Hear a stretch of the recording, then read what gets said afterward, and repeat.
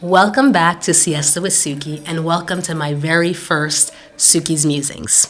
Now, this one, this might be the best or the worst, who knows, of many, because this is our first one, and so I've got some music going on in the background, but I wanted to keep it real and authentic for you guys. And I wrote out, so I want to show this to you in my book. I love this book. This is the Tule tree, if you don't know, Tule tree in Oaxaca. And it is the widest tree in the world. And just being there, sometimes I actually like going out to Tule and just sitting and just reading. There's actually a sense of peace that comes over you when you go to Tule. And there are ley lines there if you're kind of into that kind of thing. So this is all that's represented for us here today. So it's you, me, Tule tree, tomo no tomo, and my one little glass. Now, there's a reason why I'm drinking Tomo no Tomo today, and I will share that with you.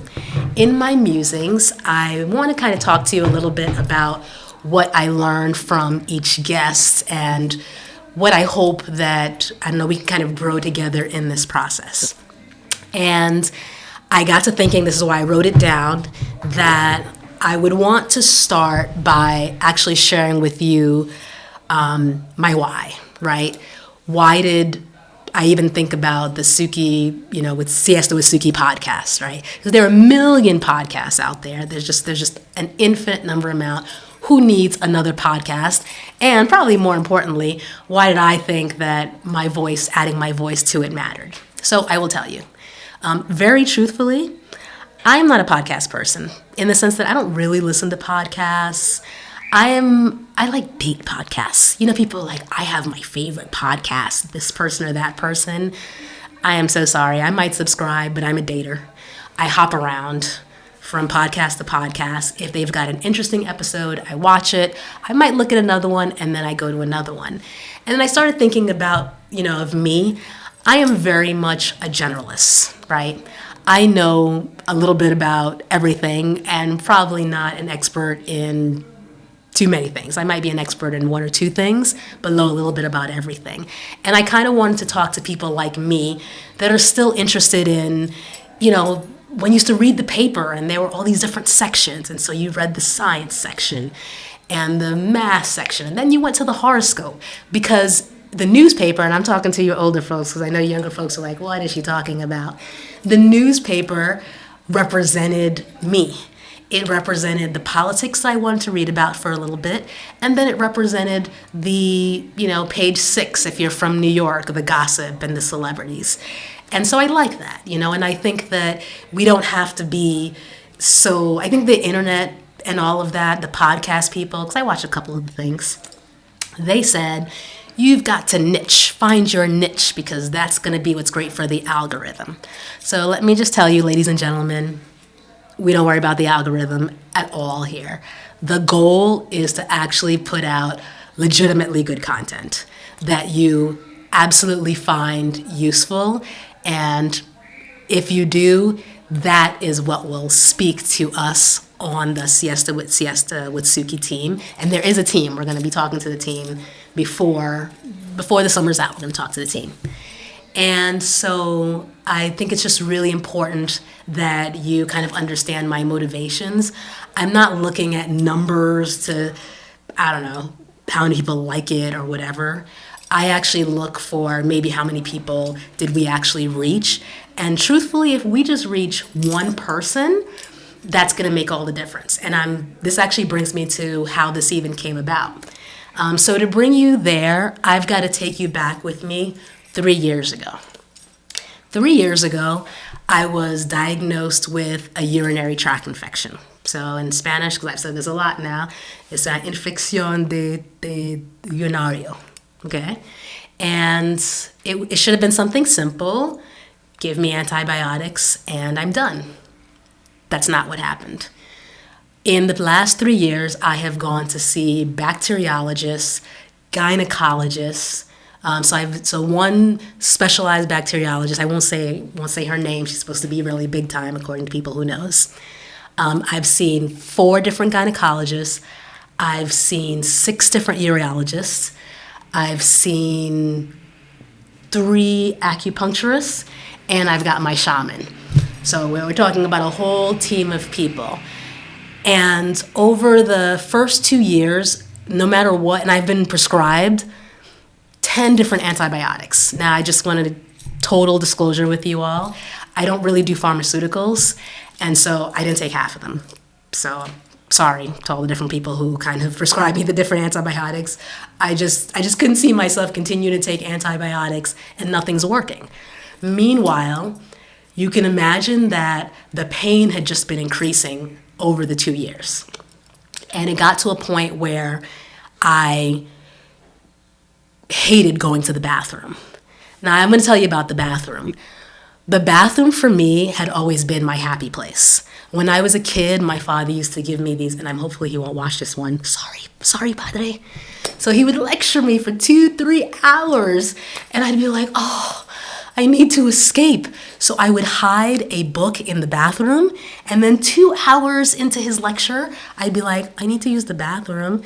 He had no choice, right? I had to use the bathroom. And then I would go in there and read my book, and my father's committed to lecturing, so he would continue lecturing me for another 45 minutes, but I was sitting in the bathroom reading my book, so honestly, I didn't even care that much. So when I got older, then I started having kids, and the kids would be like, Mommy, I need this, Mommy, I need that. But guess what? In the bathroom, that was my safe space. I could say, I'm in the bathroom. Leave me alone. I'm taking a shower. And the bathroom was my space where I could just be me and be free. And I didn't have to answer anything for anyone. I didn't have to do anything for anyone. I could just yell out, I'm in the bathroom. So I have always loved the bathroom.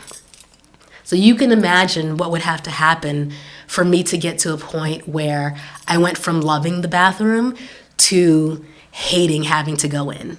Because every time I walked into the bathroom, it represented pain. Every time I sat on the toilet, I knew a painful experience was coming, and there was nothing that I could do to stop it, because you can't stop using the bathroom. And if you've ever had a urinary tract infection, you know that it also makes you need to use the bathroom frequently. So I would have to go through this painful experience sometimes 10 times a day, not sleeping through the night. There were some days that I would sit on the floor of the bathroom where I used to read when I was a kid, and now as a 48-year-old adult, just cry because of the pain. And it was intense. And I remember going through all these different tests, and really everyone kept telling me how I was in such great condition. Oh my goodness, your kidneys look so beautiful. Oh, your blood work, I've never seen such great blood work. Cholesterol? Fantastic, you've got great cholesterol. Everyone was telling me I was in such good shape. No cancer, no diseases, no autoimmune, nothing. Supposedly I was great, but I was feeling physically just unreal. So we finally get to this past January where I start thinking, I'm probably just going to die of something they don't know, because they're telling me I'm in great shape, and they're telling me all the tests say that, I'll probably live to 100, but I don't feel that way. And this past January, it got so bad that I wasn't able to walk. So I think it was the 3rd week of January, I wasn't able to get out of bed, and I physically couldn't walk. So I crawled to the bathroom and pulled myself up, and then I crawled back into the bed. And I was there for about 2-3 weeks. And in that time, I was not going anywhere. So I came across a random podcast where a woman was talking about pelvic floor collapse. And she says that she had a pelvic floor collapse, stage 4, something like that, and she describes her symptoms. And the crazy thing was, that's exactly what I had been going through. Like, I could feel my pelvic go low, and the only time that I would have any relief was when I would have my legs up high. I was classic for checking out to see whether or not I had a pelvic problem, yet no one in all that time said to me, maybe you should do that. And a few things came to me from that. One, I said to myself, I need to take charge. of my health. First of all, let me just say to you that the care that I've gotten in Mexico has been excellent. People can talk to you about whatever they want, third world, all this other stuff. All the doctors and everyone that I've talked to here, despite the fact they might not give me the correct or the other diagnosis, but everyone listens to me. And we will spend an hour talking to each other, and I will tell them the whole, kind of deal. And the challenge that I think that they had is not incompetence or anything, because every one of them is excellent in their fields. It's this idea of specialists. I am a specialist in urology. I am a specialist in gynecology. So I don't know anything about the other parts of the body. The generalists are gone. And what I needed a generalist. I needed someone who understood kind of the whole body. And, I don't know, I'm going to totally date myself. But anyway, I told you guys I'm 48, so we're there. That's why I'm wearing the pigtails, right? Because I want you to be like, oh my God, she's 48? Yes, I'm 48. Wu-Tang, they had a song. It was my hip bone's connected to my knee bone, my thigh bone's connected to my something or another. You can see why I'm not a rapper. And the thing is, that's how the body is though, right? Everything is connected. I now know, because I took charge of myself in January, there's a muscle on the side of your leg that leads right up and is connected to your kidney. So if you actually feel pain in that muscle, that is actually a sign that you might be having kidney problems. I know that this muscle here is actually connected to the muscle in my stomach, to my clitoris. And I know that if I feel tension here, that's a corresponding tension here, and all I need to do is massage here to fix the tension inside. And I know this because I started watching the generalists. I started watching the people who aren't the specialists, who aren't, the PhD and all the things behind their names. And bless the people behind with the letters behind. I know it costs a lot, it takes a lot of money to do that, but I started saying to myself, I want to be that person that plants a seed. That woman that day, she planted a seed. I went and did my research, and you know what? That was 100% what my problem was. I found a pelvic floor specialist here in Oaxaca, and just as a complete side note, I am going to absolutely introduce you to Suki's pelvic team. And for real, I have an entire team of women who take care of my pelvic core. It's not a joke. I've got my pelvic floor therapist. I've got 2 acupuncturists.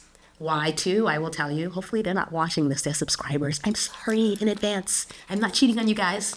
So one is a doctor. And I'll actually put their names for you all in the thing. If you're experiencing anything physically, especially if you're a woman and you're physically feeling something and you don't know what, these 4 are just excellent to help you. And just for the men, I'm talking to you guys too. It's very tough to see your partner or your wife going through different things. And when and this is generally a she problem, when she is in so much pain she can't think, if you could be there for her and even just help, like my husband has sent me so many different things. He sent me somebody today, some random doctor who was like, hey, how are you? I ended up blocking them by accident because he didn't tell me. Like, you got to tell me, right? But he sends me things all the time to try to help me with my pelvic. So when I tell you about my pelvic floor team, my team includes my husband, right? Because some days, most days now, I feel great. I can go do all the things. And then sometimes I'll have a relapse. And I need him to kind of be there for it. But also my team, like I mentioned, is my physical therapist, 2 acupuncturists, because the one is a doctor, Dr. Fernanda Fong. She, bless her. I mean, we're going to do a whole episode with her because she's good, but also because she legitimately listens. When I decided, you know what, I'm going to take charge of whatever's happening to me. I can't spend 3+ years, like this July would be year 4. I can't spend that much time in pain. That's unacceptable. I went to her and I said, this is what I've been researching. These are the tests that I want to do. This is what I'm looking for. And actually, the comment I made to her was, I can't believe they don't do this kind of test in Mexico. Because the test that I wanted to do, and so seriously, take out your notebook, this is what you want to do. If you are ever diagnosed with a urinary tract infection, do not allow them to just check to see if you have an infection. That's just part one. You also want them to do an analysis that checks to see what antibiotics specifically kill that bacteria and if you're resistant to any of them. They can do that with the same sample. Okay, it takes about a week. In 3 years of trying to figure out this problem, 10 tests, I should have brought my paperwork for you, no one ever had me test the antibiotics against my particular bacteria. So when I do this test, thank you, friend Dr. Fong, it turns out that 7 of the antibiotics that I was prescribed don't even work for the bacteria I had. So granted, I didn't take all of them, but only 2 of them were actually on the list of antibiotics that'll work for my bacteria. So I was being prescribed antibiotics, which is really dangerous, okay? So this is why I didn't take it, because I know that if you just continue killing your body's gut, it's just not a good thing. So I was very discerning about taking the antibiotics. So I'm glad I didn't take all of them, but I didn't even have to. So that was just really disturbing and the comment, I won't tell you the comment Dr. Fernanda made because, I don't want to get her in trouble. But once we identified the antibiotic and the dose, then together we were like, okay, let's go and take care of this problem. So what I did is I bought strips as well. You can't, for some reason, I couldn't get them here in Mexico, so I just got them from the United States and shipped them to myself. So there are strips that you can buy to test your urine to see if you've got a urinary tract infection. So every day, I had 30 strips. I would just check all day to see if it was working.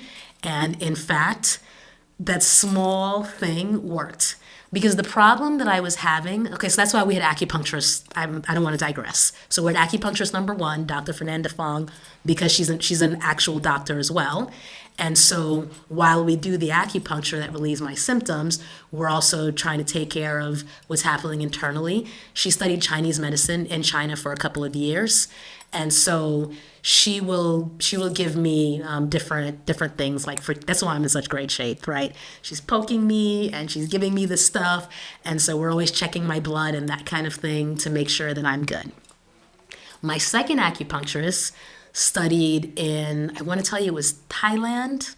She's going to come on next week, so I'll have to remember to ask her which country. But she also went to study specifically for pelvic issues.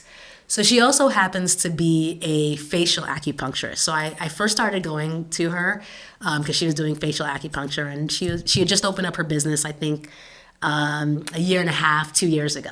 So I'm going to digress again. I got to tell you this story with about my acupuncturist. When she first was opening up the business, because I knew her beforehand, she says to me, and my Spanish was emerging, so I realized I didn't understand. She says, Suki, at my house, there's going to be a taller, Taller, on painting on Saturday from 10 to 5, she says, natural paintings. And I was like, oh, okay, that's really interesting to me. I definitely want to learn about the natural painting in Oaxaca, what have you.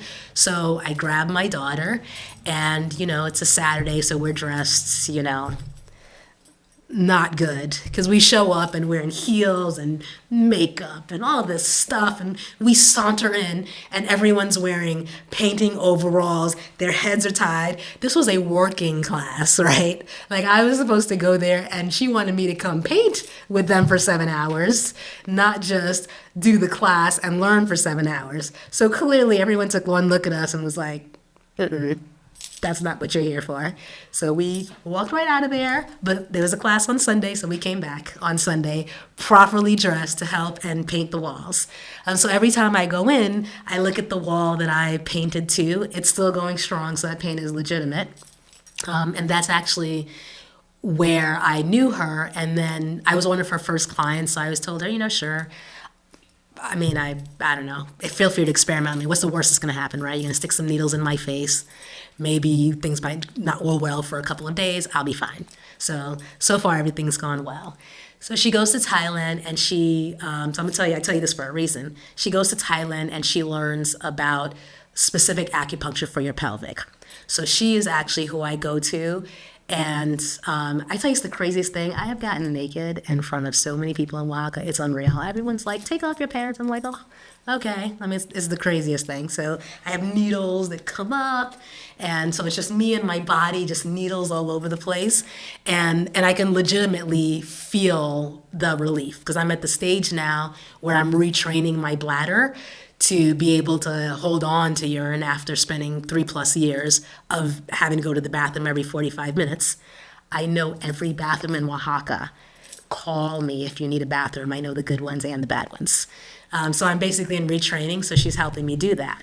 But while I sit there, she has this thing about my face, right? She's like, oh my gosh, Suki, those bags. And then so even though I'm only there for acupuncture, she starts massaging my face. And then for 20 minutes, it's like massaging face and neck and this, that. She just can't help herself. So I go faithfully because it's like I get this free facial no matter what, and I get like the acupuncture because I know she stares at me for a little time and she's like, oh my gosh, Suki, oh, the bags. And then she'll make noises with me. Ooh, that's when I know. She's like, ooh, Suki. And then she starts like rubbing and rubbing. So I just came from her yesterday. And I make sure I don't put on anything on my face before I get there. I don't do my hair because she can't control herself. She's like, oh my gosh, Suki. And then it's like, oh, Suki. And my whole head and everything is massaged. So I end up feeling great walking out of there. So she's just a member of my team because if nothing else, she seems personally committed to my skincare as well as my pelvic care. And then I have my gynecologist, Dr. Itzel. Dr. Itzel is also pretty fantastic. And Dr. Itzel, she's here in Oaxaca, she's got fantastic machinery. Together, we have looked at my insides. I know what my ovaries look like. For the first time in my life, so first of all, I want to tell you, no more babies. So this is like a commitment, okay? We are 48 years old. But the thing is, I totally understand why these kids came out so quick. So it turns out I've got 2 sets of ovaries that are or 3. I think it's 3. Well, anyway, I've got 1 more ovary than people normally have, and I'm plopping out these eggs. No wonder these kids came and surprised me. So I totally understand what's happening. In all the years of going to the gynecologist, I've never been able to see my insides so clearly. And she's so good she's like, this is your ovary, Suki, and this is the other one. Oh, look here, I think this is a fibroid. And we just kind of go through all of it. So I really appreciate the time that she spends to really explain everything to me and show me. She's not like theoretical. She's like, let's go look. So with Dr. Itzel, I am actually going for 1 more test in Mexico City because we don't have this equipment in Oaxaca to just see inside of my uterus and just inside, just to make sure that because one of the potential reasons for having a pelvic floor collapse, I'm going to explain all of this to you in a second. And this is all going to come back to Siesta with Suki, I promise. So what happens is your pelvic floor is a very physical thing, right? It's a muscle. So your muscle, it's a muscle. It has to be exercised. One of the downsides to being thin all your life and relatively healthy, right? I don't get sick. Like I said, I don't have high blood pressure, no diabetes. I don't drink soda, so I've kind of been living a very healthy lifestyle for a very long time. And so on paper, my vitals are excellent, right?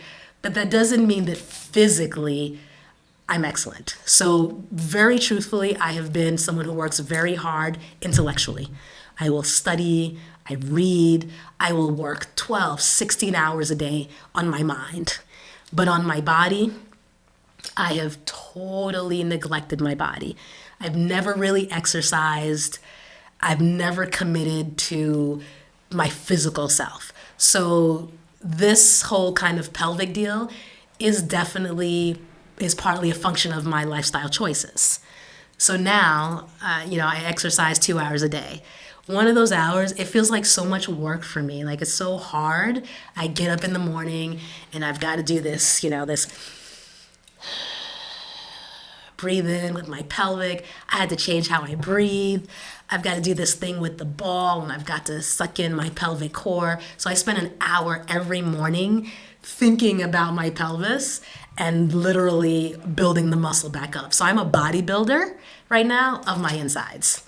And again, I'm going to go side note. 3 years ago, I remember saying to myself, 3.5 years ago when I got to Oaxaca, oh, universe, I want to really work harder on my body because I feel like I need to. And I was like, oh, universe, I want to focus on my body a little bit more than I do. And you know what? The universe crazily listened to me because now I have no choice, right? I have to spend 2 hours on my body every single day. So be careful what you ask for. That's all I have to say about that. So in the night, though, I have fun.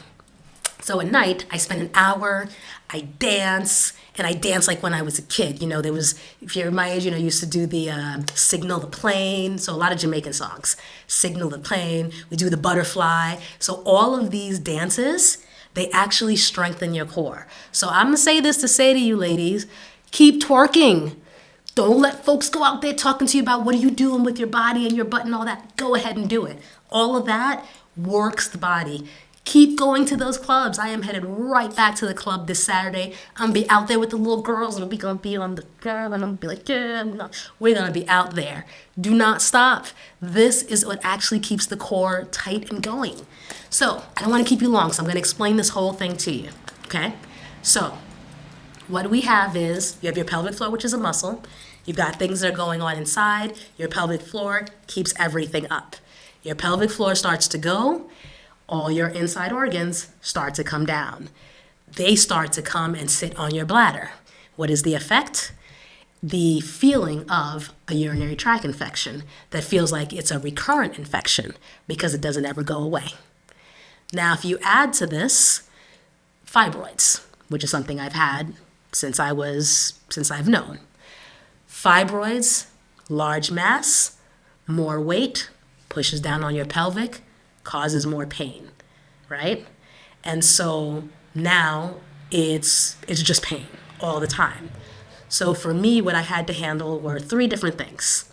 One, the fibroid. Fibroid, it turns out, was, I'm going to say this thing wrong because I always say it wrong. I was just missing a hormone, progesterone, something like that. Anyway, I'm going to write it for you, the hormone that I was missing. I take the hormone now, literally my fibroids are gone. Craziest thing. And I know they're gone because I've got everybody on my body. They are like, oh, when they could feel it, they told me, and now they can't feel it. So that was number 1. Fibroids, done.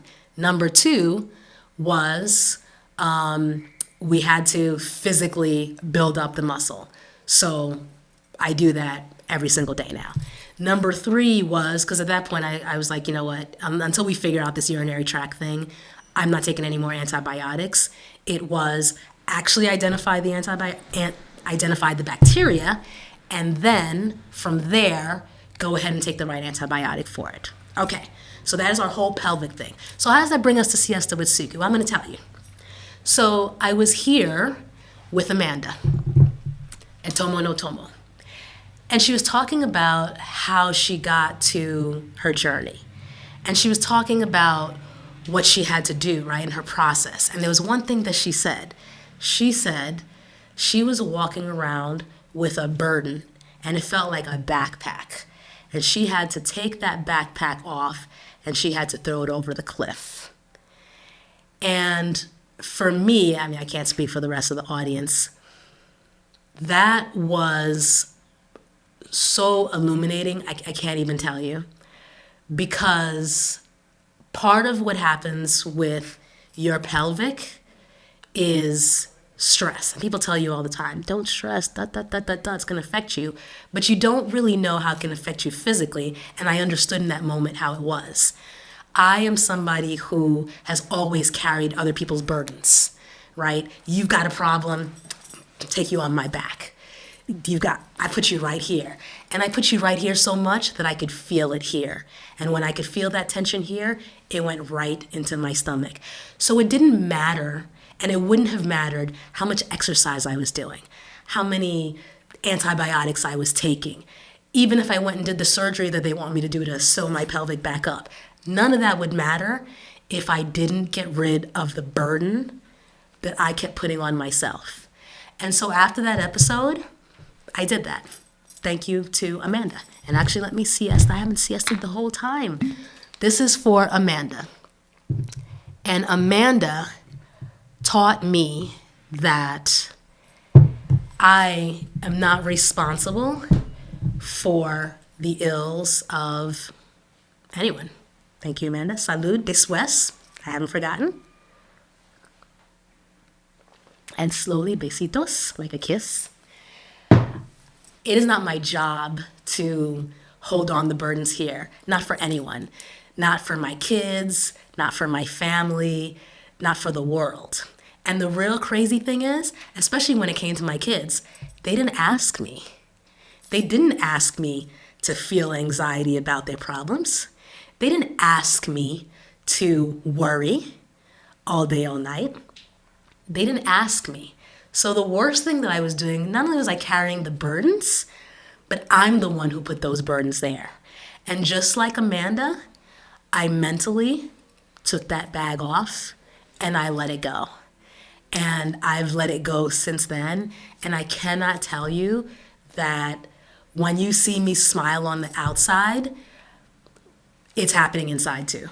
Like inside my spirit, I still feel that lightness and that burden that has been taken off.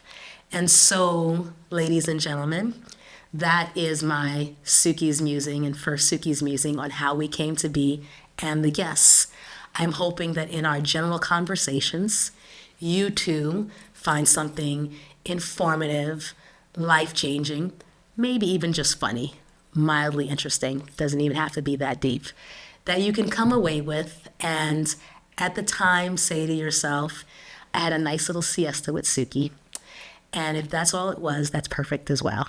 So thank you so much for joining me on this first Suki's Musings. Salud, and I will see you next time on Siesta with Suki. Ciao.